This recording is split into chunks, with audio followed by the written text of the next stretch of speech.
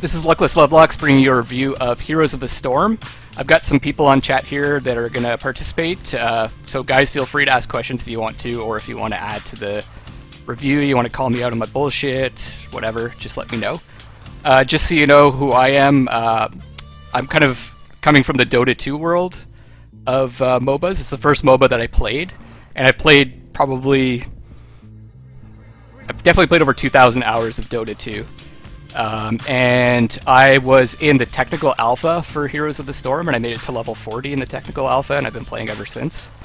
So yeah, Dota 2 is kind of the first MOBA that I played, and it's really the only one that I can kind of speak about with any kind of authority, other than maybe Heroes of the Storm, because I've got, I think, enough experience under my belt with that game that I can kind of do this review now.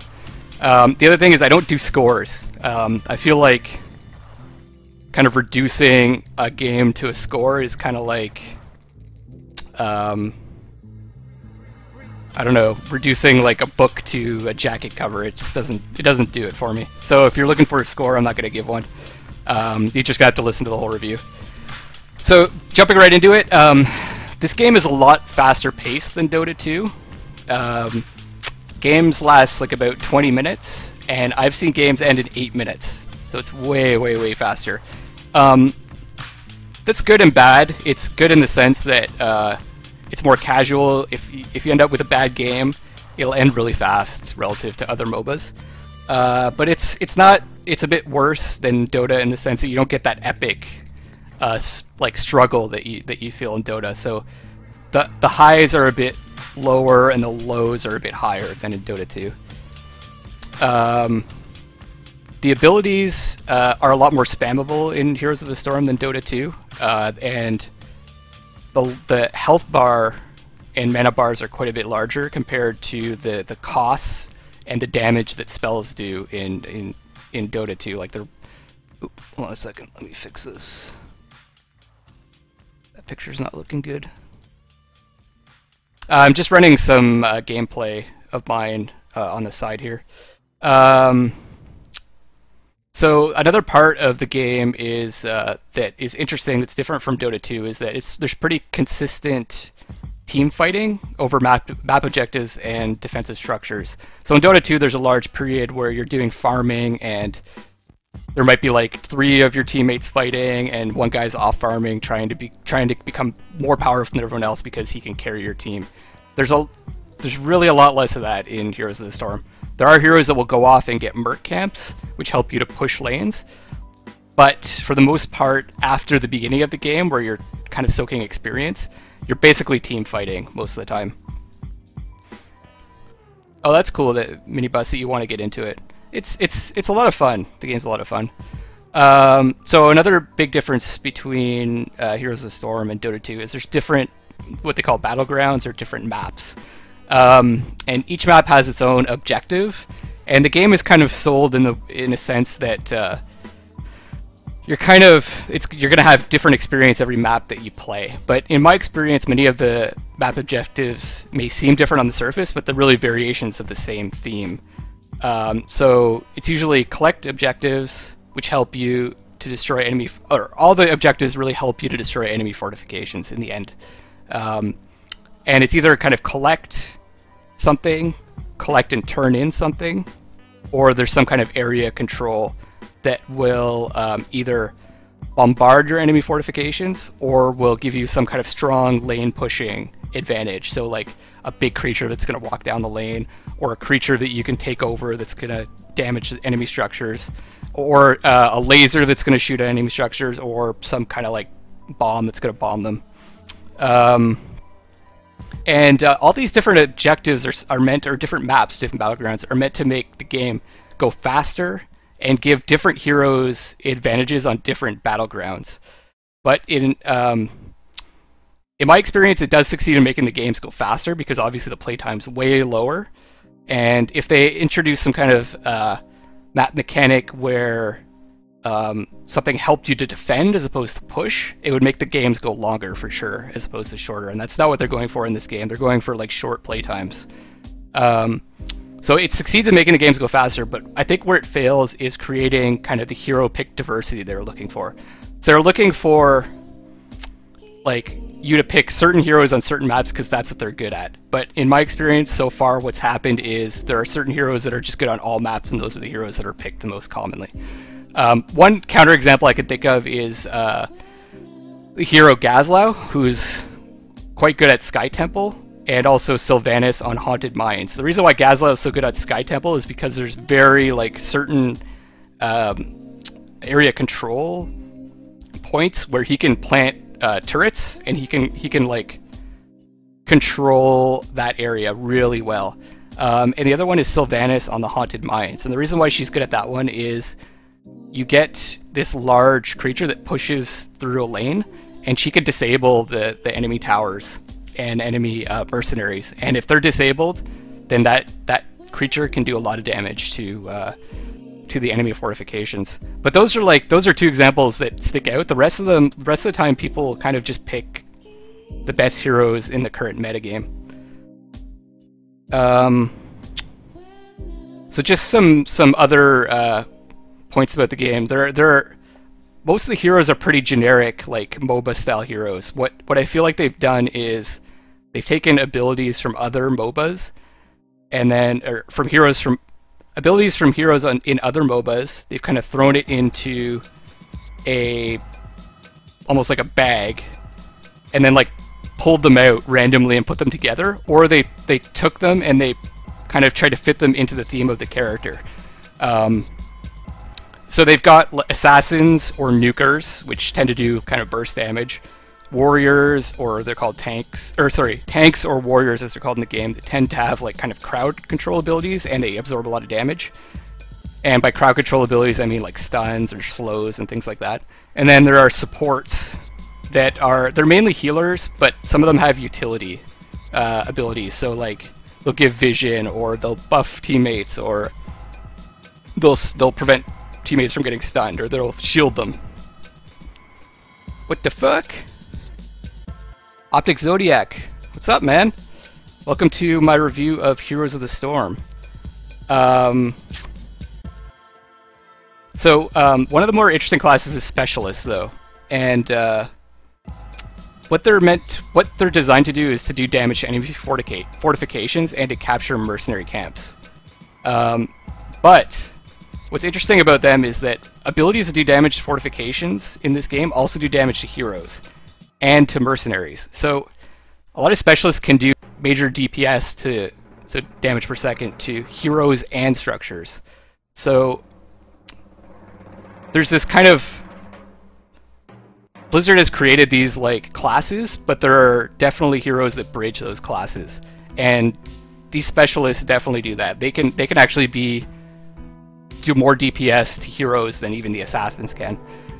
The one difference is that usually the specialists do damage over time as opposed to the assassins that do like quick damage, burst damage.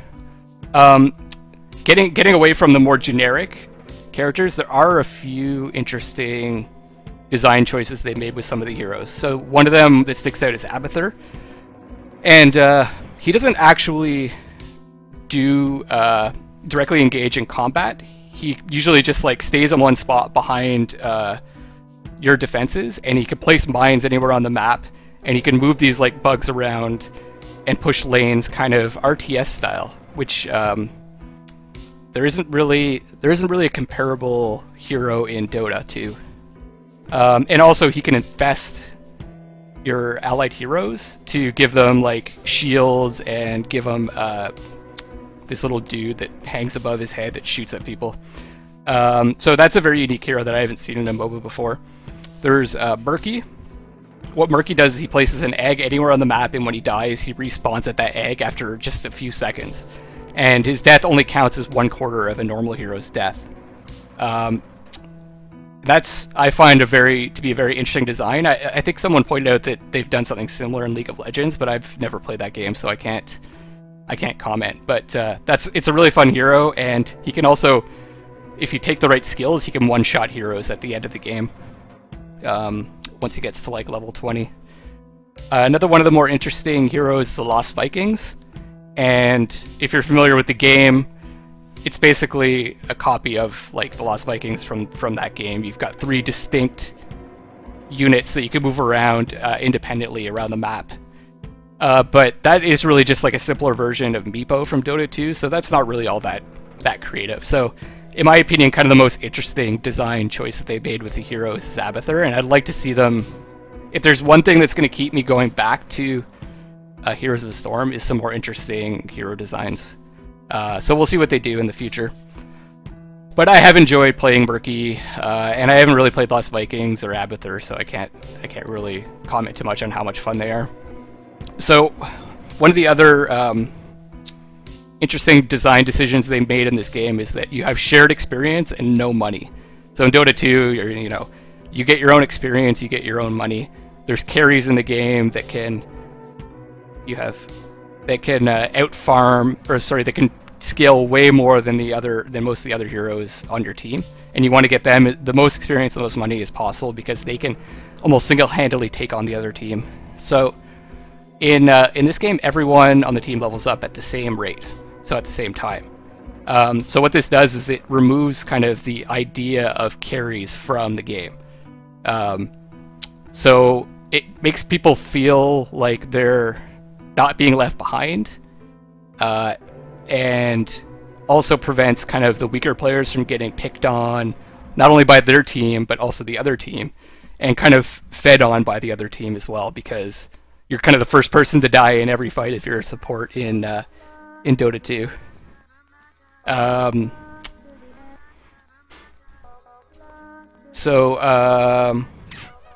But it also means that in Heroes of the Storm, you need to play well as a team, or you're probably going to lose. You're probably going to lose because you can't, like, one very good player cannot carry your team to victory like you can in Dota 2. But there is still an opportunity to kind of individually outskill like a single or maybe 2 opponents, but it's impossible to like have one hero destroy the other team single-handedly. It's almost impossible in this game. So it's like individually it's impossible to outskill an entire team. Like in Dota 2, you could do it. You could farm so fast and get so many items on a hero, and he could basically wipe out the other team if they are not keeping up. That being said, there are some heroes that do seem to get more powerful than others as the game progresses. So there's definitely like there's definitely late game heroes and early game heroes and mid game heroes.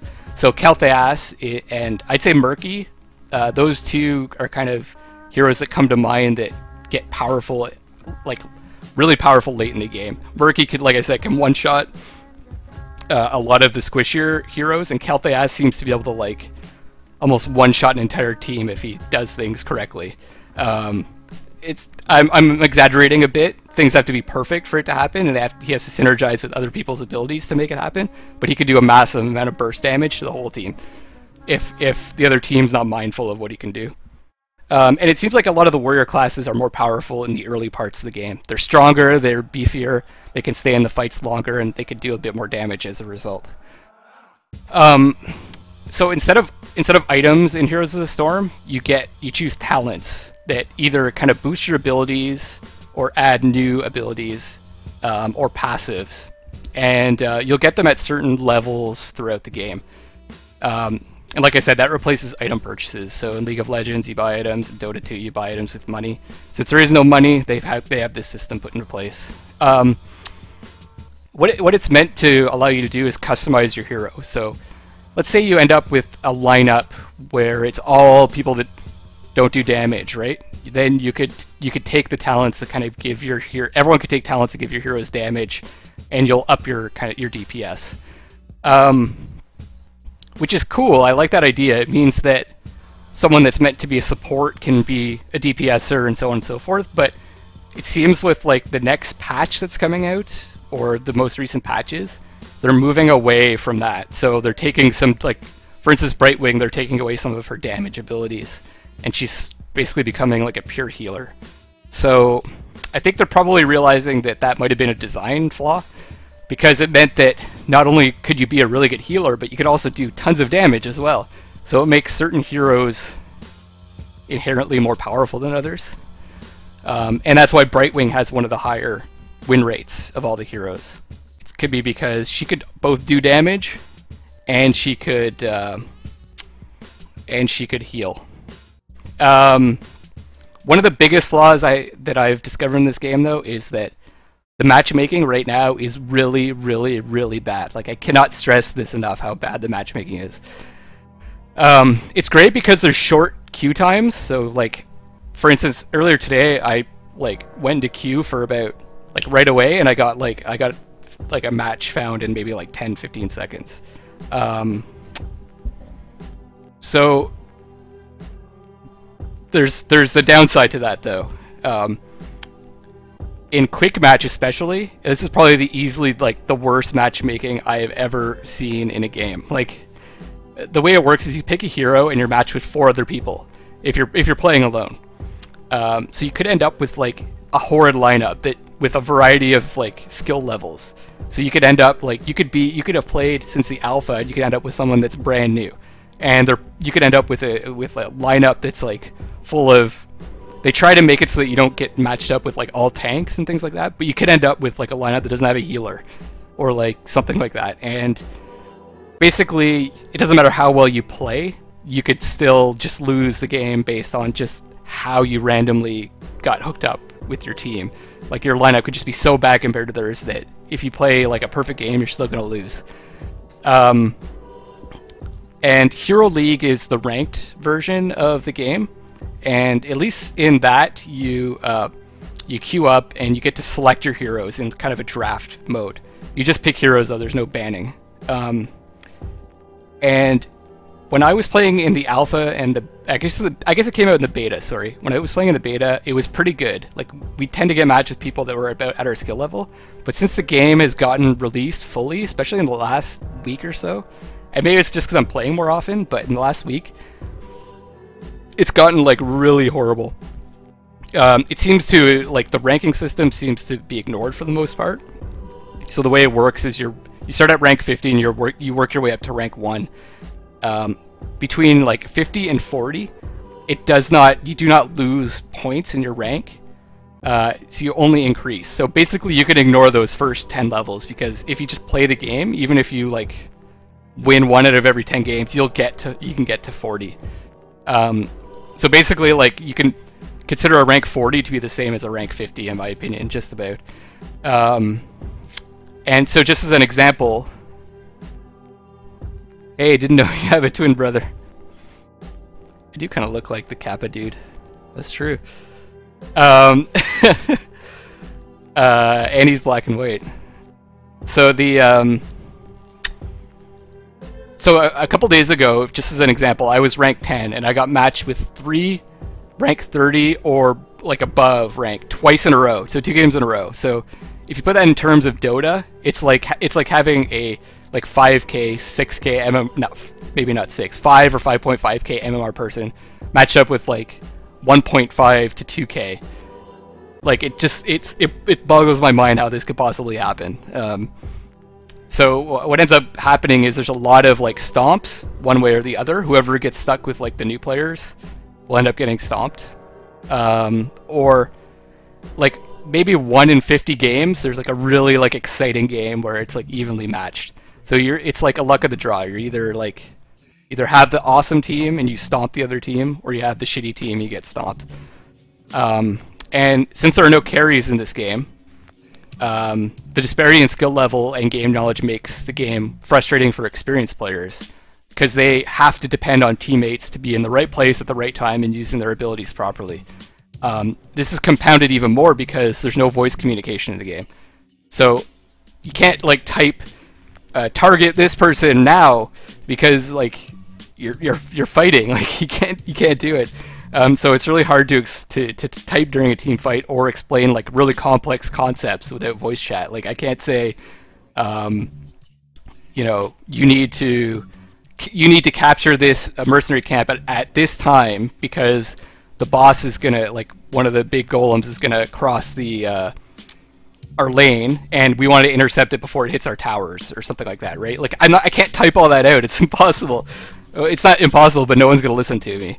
And I'm going to be sitting there for like 5 minutes. Meanwhile, we're going to be losing our towers. So it's the reason why they did that is because they didn't want people to be toxic over voice chat. That's my guess, or it's some technical reason. Maybe they're working on it. I don't know. But it's a problem in the game. They need to have voice chat, I think. So the other problem that's starting to crop up is the toxicity level was kind of low during the technical alpha, but has increased a lot since full release. I think there's a lot of people coming from other games, and everyone knows that League of Legends and Dota 2 is a toxic environment, and that's starting to creep up into the game. And despite there being no voice chat and no enemy team chat and faster games, the toxicity level is still there. Like I played a game where someone gave up after 3 minutes. Like, no joke. They said, I'm just going to wait until the game's over because I know I'm going to lose. And one good thing about this game is that the game is never over. There's a comeback mechanic in the game, just like in Dota. So if you're far behind and you get some kills on the other team, you're going to catch up that much faster than if they get kills on you. They're going to get like proportionally less experience than when you get kills on them. So you always you're just one team fight away from being back in the game, and people don't realize that. And it's they're bringing their mentality from the other MOBAs into this game, I think. But at the same time, I don't think this is a problem that the developer can fix. People in the community have to improve, and I wrote here, people will be dicks. You can't stop that. People are just assholes. So like, my advice for you guys if you're new to this game, if someone's bugging you and they're taking away from like your concentration on the game, just mute them and play your game. You know, like there's no sense in trying to argue with them. Just mute them and move on. And just be nice to people. Even if they made a mistake, you know, you can constructively criticize them, but like, don't be like arrogant about it or don't be a dick about it. And everyone's guilty of doing that, but try not to. Let's make the game like a really nice community if we can. The other parts, and these are kind of like side things to the actual game experience. Blizzard needs to improve the in-game viewing experience compared to Dota 2. Like, I can't spectate my friends' games live like you can in Dota 2. The replay system is like super bare bones. I couldn't even figure out how to exit the replay when I first watched a replay. Like, I was hitting escape. I'm like, where's the menu? Where's the menu? You have to hit like some F button, like F5 or something, to exit the replay. And there's just nowhere near the level of features that Dota 2 has.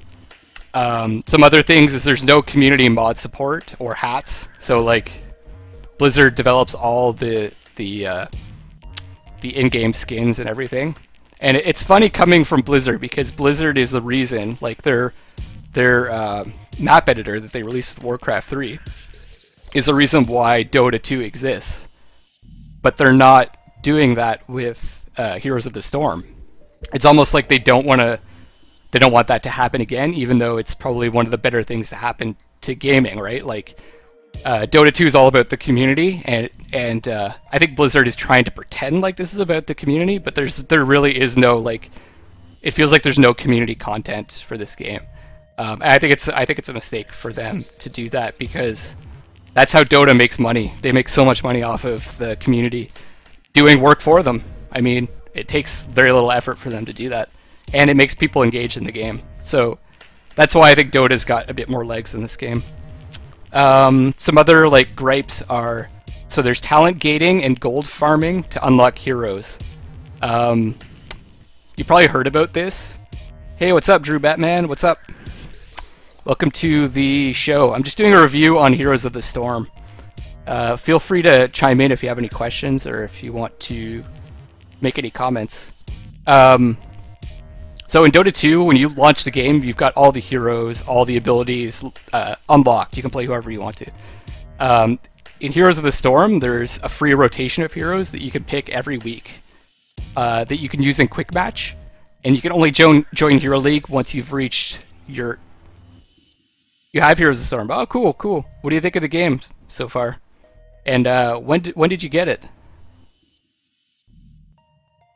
Right, so... you don't have all the heroes unlocked at the beginning, you've got to, there's a free hero rotation that you use in Quick Match, and to get into Hero League, you've got to get to level 30, and you have to have purchased 10 heroes. Um, it's not as bad as what most people are saying in terms of the kind of gold farming or the grind, but it's certainly, like, Dota 2 got it right. You don't want to have to, like, you don't want to be struggling in Hero League when you make it with, like, the shittiest heroes, because people will get angry at you because you're not picking the best heroes. It'll make the experience bad for everyone. So yeah, if you don't own the top heroes in the current metagame, it can affect your gameplay in Hero League. It can affect Quick Match also, as you may not have the best talents when you first play games with the hero. So you can't really experience what the hero has to offer right out of the bat. So you have to get to about level like 5, I think, to get all of the talents unlocked, which takes about 6 games or something. And that could be annoying. Just to wrap it all up, because I've kind of griped a lot about the game, but I really think the game is fun, and it puts an emphasis on fun, right? Short games, really fast-paced gameplay. You're constantly using your abilities, constantly team fighting over these objectives. The objectives are fun, even though they're not all that diverse. And there is complexity for more hardcore gamers, and the complexity comes from knowing all the maps, knowing like when to capture objectives, when to get mercenaries, when to defend your base, when to push, how to use your abilities in concert with each other, and also how to build your hero. There's a lot of complexity there as well. But if I had to choose between like would I play Dota 2 or Heroes of the Storm, I would definitely pick Dota 2. It's a lot more well balanced. The community is way more awesome right now. It's bigger. The professional scene is like so much fun to watch. It's got tons of money, lots of clout. I can watch my friends' games in the client. You know, it's just so much further ahead of Heroes of the Storm. But I'm still going to continue to play both. I do enjoy Heroes of the Storm for sure. The other thing is the experience becomes and I cannot stress this more, way more enjoyable when you're playing with friends on voice chat, because a lot of the flaws that I talked about disappear. You've got voice chat. You know the skill levels of the people that you're partied with. Even if you lose, you're losing together. You're not losing like some randoms. So I would definitely suggest to play with like 2 people that you know at least, and you should check out the game. It's a lot of fun. I know I said a lot of negative things about it, but I think it's a fun game, and everyone should try it out, even if you're coming from League of Legends or Dota 2. That's it. That's my review. Yeah, and you know that's Major Skylord brings up a good point. Like, it just got released, and Dota 2's been out for so long, so I'm sure it's gonna continue to improve. It's like you said, it's still a new game. Do you guys have anything to share, like about your experiences with Heroes of the Storm, or do you have any questions for me, or anything? Now that I've rambled on.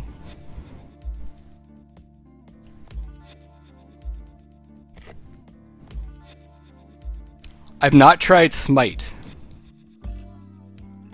You knew nothing about HOTS. Thanks for all the information. Cool.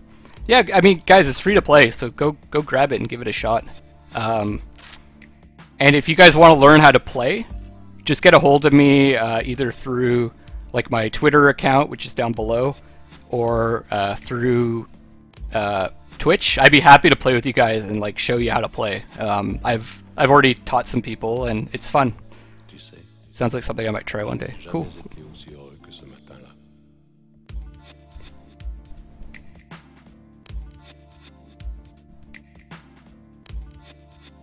Skylord, have you tried Smite out? Because I know, like, you've played Dota 2, you've played Heroes of the Storm.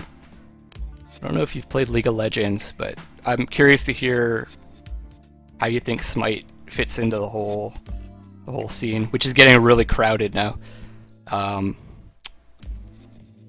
Who's the other? There's another. It seems like at E3 they announced like 3 or 4 new MOBAs.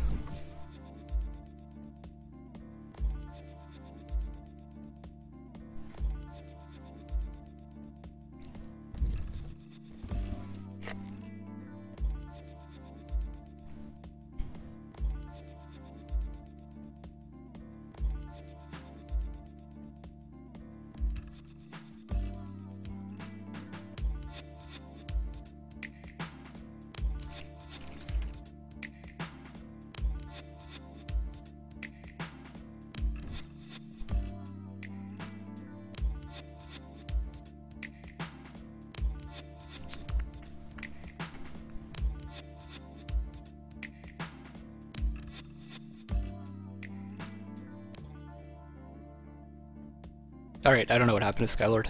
Alright guys, if you don't have any more questions, I'm going to wrap up the review here. Thank you for watching. This is the first review I've done, and it's kind of weird to do it kind of live on stream. I haven't seen many reviews done this way, so I thought I'd try it out just to see how it panned out. So hope you enjoyed it, and I'm gonna sign off for now, and I'll be back later. Be sure to check out That Blue Ninja is gonna be on in about a half an hour, doing some streaming. See you guys.